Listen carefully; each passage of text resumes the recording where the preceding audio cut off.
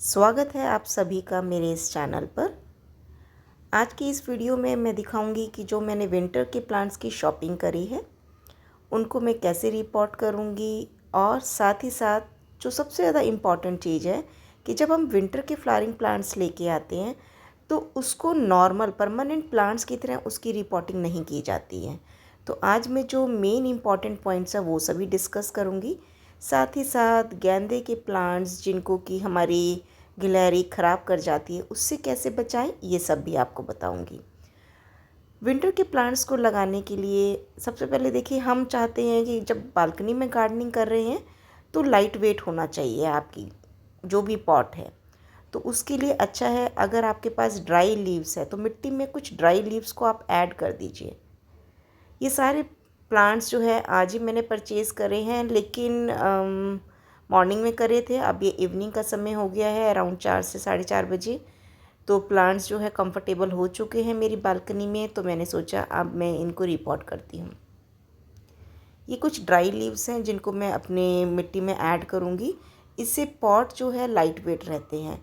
तो ये अभी मैं आपको 3 या 4 पॉट की जो है मिट्टी रेडी कर रही हूँ। इसी तरीके से आप बाकी भी प्लांट्स की मिट्टी को रेडी कर सकते हैं।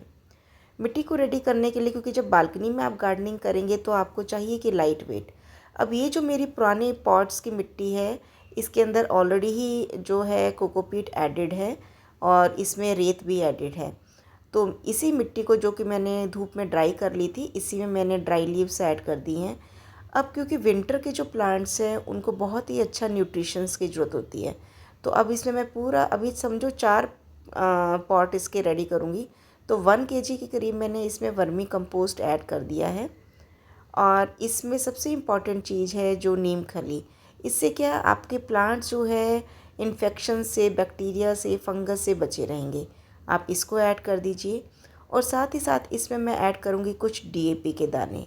डीएपी क्या करता है कि वो प्लांट्स की जो रूट्स हैं, स्टेम हैं, उसको स्ट्रेंथन करता है और साथ ही साथ वो उसके अंदर फ्लावरिंग लाने में भी बड़ी हेल्प करता है। तो मिट्टी के अंदर अब मैंने थोड़ी सी डीएपी के दाने ऐड करने हैं। ये इस समय मैं 4 प्लांट्स की मिट्टी रेडी कर रही हूँ। आप उसी के अकॉर्डिंग ही अपने जो सभी चीज़ का जो रेशो है उसको चेंज कर सकते हैं। आप देख सकते हैं मिट्टी मेरी कितनी भुरभुरी है। इसी तरीके से अगर मिट्टी भुरभुरी होगी तो प्लांट्स की रूट्स को जो है अच्छे से एयर मिलेगी। देखिए पॉट है, उसके अंदर छेद किया हुआ था, अब उसके ऊपर मैंने एक मिट्टी का टुकड़ा रख दिया है, पत्थर का टुकड़ा। अब मैं इसके अंदर ये जो मैंने मिक्सचर तैयार किया था ये मैं आधा भर दूँगी। ये 6 इंच का पॉट है। सर्दियों के प्लांट्स को आप 6 इंच के पॉट में लगाएंगे तो वो बहुत अच्छे चलते हैं, उनको बहुत बड़े पॉट की ज़रूरत नहीं है।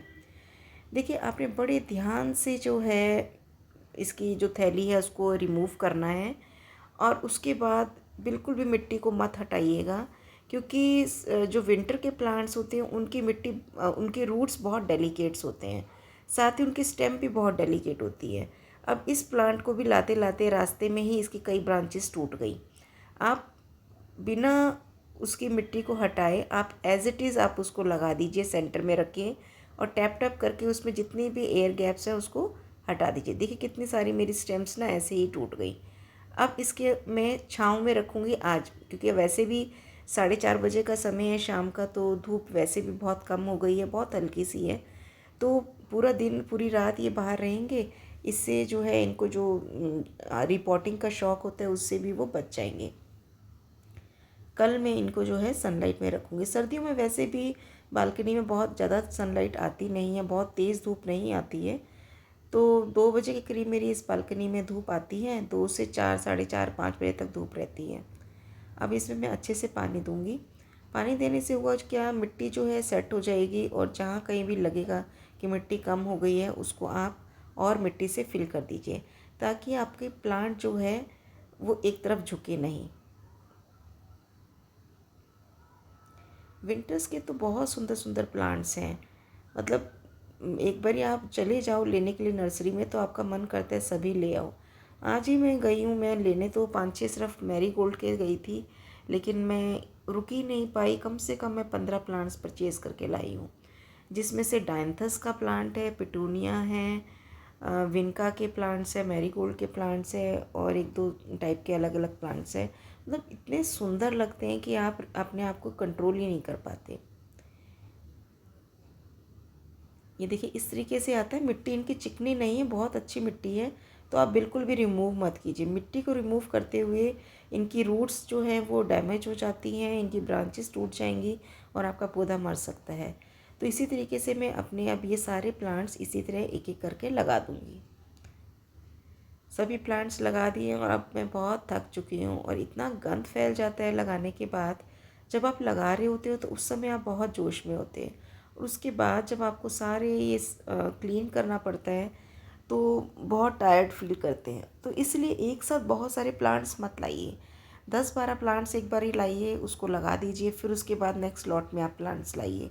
क्योंकि जब हम एक साथ बहुत सारे प्लांट्स लाते हैं तो उसकी मिट्टी रेडी करने में भी हमें थोड़ी सी प्रॉब्लम आती है। तो धीरे धीरे करके आप अपने विंटर गार्डन को जो है एक्सटेंड कर सकते हैं। अब देखिए कितना सुंदर लग रहा है। अभी तक मेरा ऐसा लग रहा था विंटर गार्डन कोई भी फ्लावरिंग वाले प्लांट्स थे ही नहीं। अब इन मैरीगोल्ड के प्लांट्स लगाने से तो ऐसा लग रहा है कि जान ही आ गई गार्डन में। आजकल पता नहीं कौन से हाइब्रिड के ये लोग नर्सरी में प्लांट्स आ रहे हैं। गेंदे के फूल इतने बड़े साइज़ के हैं जितना मुझे पहले कभी नहीं दिखे। देखिए पिटूनिया के फूल भी बहुत अच्छे बड़े बड़े हैं। सिर्फ मैं अभी एक ही कलर के लेके आई हूँ क्योंकि मेरे पास ऑलरेडी ही 15 प्लांट्स हो गए थे। तो अब नेक्स्ट जो मेरा राउंड लगेगा उसमें मैं डिफरेंट टाइप के प्लांट्स लाऊंगी।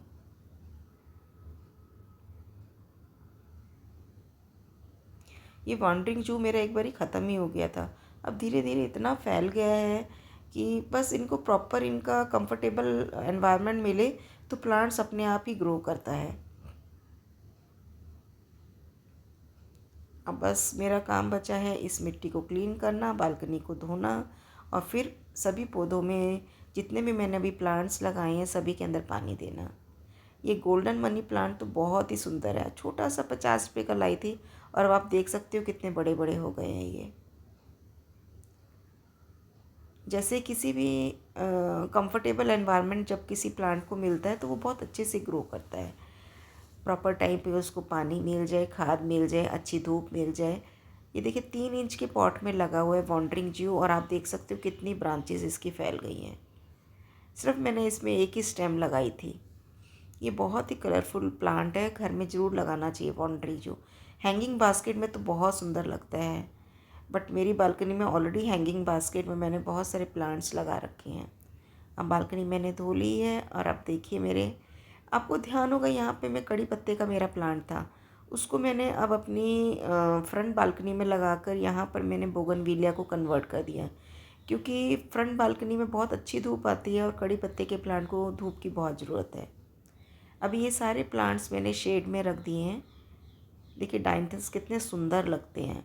एक बार ये सेट हो जाएगा तो फिर मैं आपको बताऊंगी कि इसके अंदर अच्छी फ्लावरिंग के लिए आपको क्या करना है, कैसे आप इसके अंदर अच्छी फ्लावरिंग लगा सकते हैं।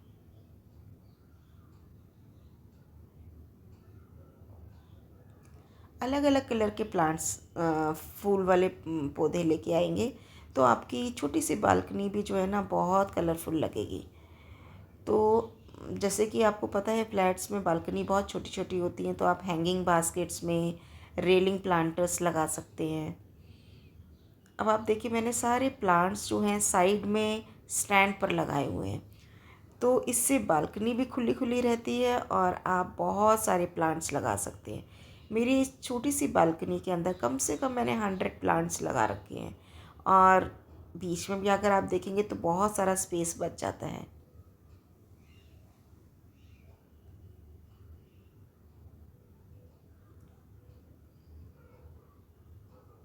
अब जो मुझे सबसे ज़्यादा इम्पोर्टेंट काम करना है कि ये जो मैंने गेंदे के प्लांट्स लगाए हैं हमारे यहाँ पे बहुत सारी गिलहरी हैं वो इनको खा जाती है। तो अब आपने क्या करना है, संतरे के छिलके आप इसको प्रेस करके इसका जो लिक्विड सा है वो स्प्रे करिए अपने इन गेंदे के प्लांट्स की मिट्टी पर और साथ में गेंदे के प्लांट्स के अंदर ही आप संतरे के छिलकों को रख दीजिए।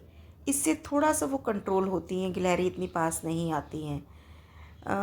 मैंने नर्सरी में पूछा था, एक तरह की दवाई आती है जो स्प्रे करने पर गिलहरी नहीं आती है, बट वो कह रहा था कि उस स्प्रे से इसकी स्मेल बहुत तेज़ होती है। तो मुझे लगा कि कहीं गिलहरी उसको खाने से मर ना जाए, तो इसलिए मैंने वो मेडिसिन नहीं ली।